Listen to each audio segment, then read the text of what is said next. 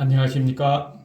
오늘은 2022년 5월 8일 부모님을 공경하는 어버이날이며 5월의 두 번째 일요일 아침 리더십 TV 138번째 시간입니다.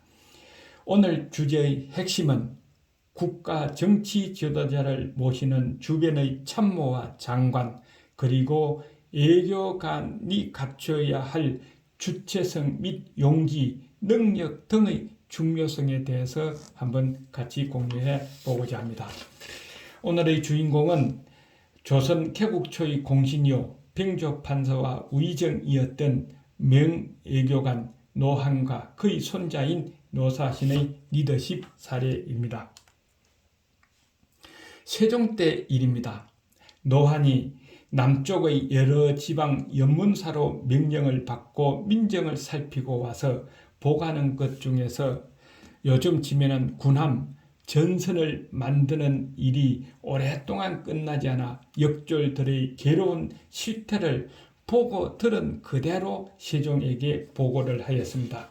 많은 신하들이 있는 자리에서 생각 외의 보고를 받은 세종은 당황한 얼굴빛을 감추지 못했죠.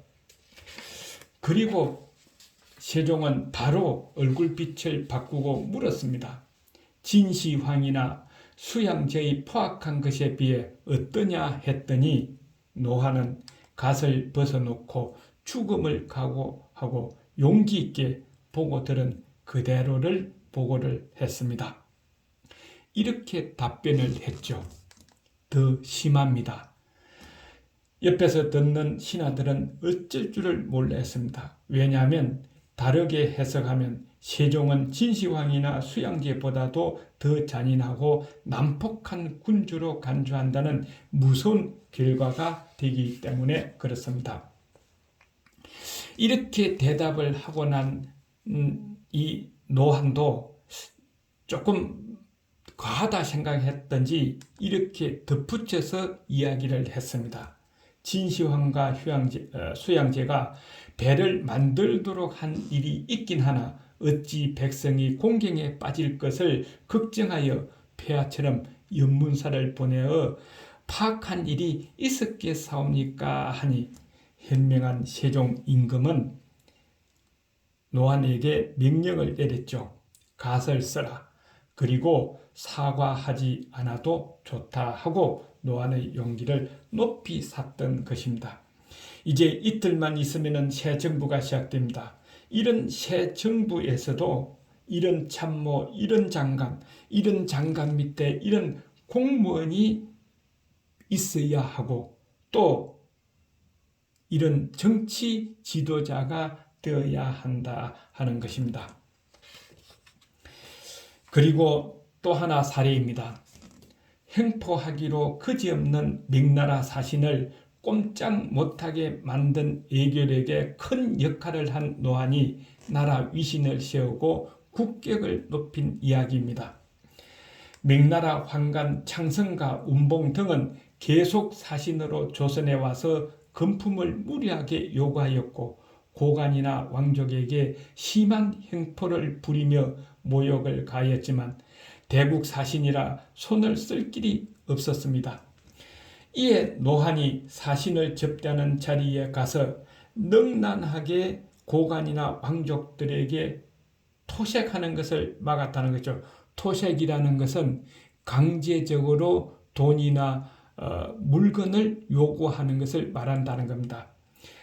이런 토색을 막고 이 명나라 사신들을 고개를 들지 못하도록 도덕과 윤리, 품성 등의 원칙을 가지고 사신을 타일러서 그 이후로는 소문이 명나라 사신들 간에 전달되어 그들의 사고를 바꾸는 외교 역할을 한 것이다 하는 겁니다.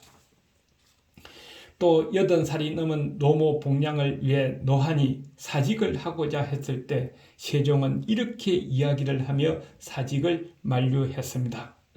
명나라 사신이 오면 영접하는 역할은 공이 없으면 어느 누구도 불가하다고 하시면서 어머니를 근무지 근처로 옮기게 하여 낮에는 업무를 하고 밤에는 복양하게 하도록 조치를 해 주었다는 것입니다. 그만큼 노한을 믿었다는 것이죠. 이렇게 노한은 병조 판서와 우의정을 겸임하면서 임금의 신임을 얻고 나라와 백성을 위한 공정한 업무를 한 공직자였습니다.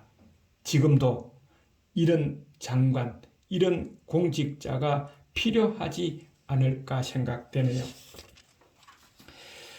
그리고 노한의 손자 이야기입니다.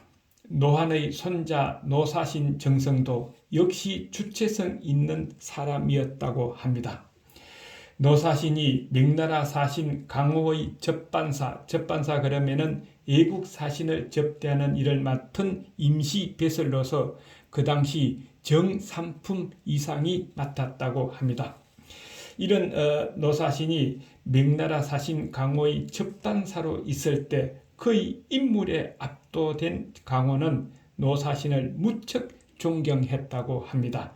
이로써 조선을 마냥 소국이라 깔보던 명나라의 애교 풍토를 크게 바꾸어 놓은 분이 노사신이라는 것입니다.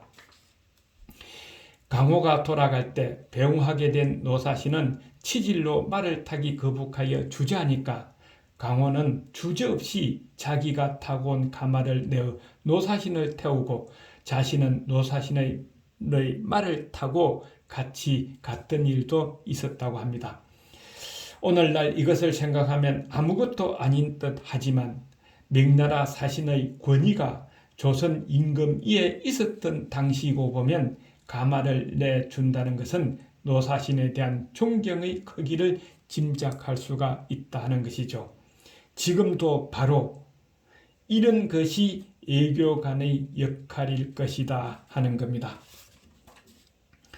그래서 오늘의 결론은 바로 주체성을 확립한 외교력의 능력은 국격을 높여서 국방과 경제에 좋은 영향을 주어 또 국민이 해외에 나가면은 국민의 이신을 살리게 하고 국가를 강하게 만든다 하는 것이죠. 국민의 한 사람으로서 이제 시작하는 새 정부에게 강력히 한번 주장을 합니다. 이제 이렇게 외교력을 높여서 국민의 위신과 국가의 국격을 높이는 일을 해 주십사 하는 것입니다. 리더십 TV의 하준호였습니다. 수고하셨습니다. 건강하십시오. 다음 시간에 뵙겠습니다.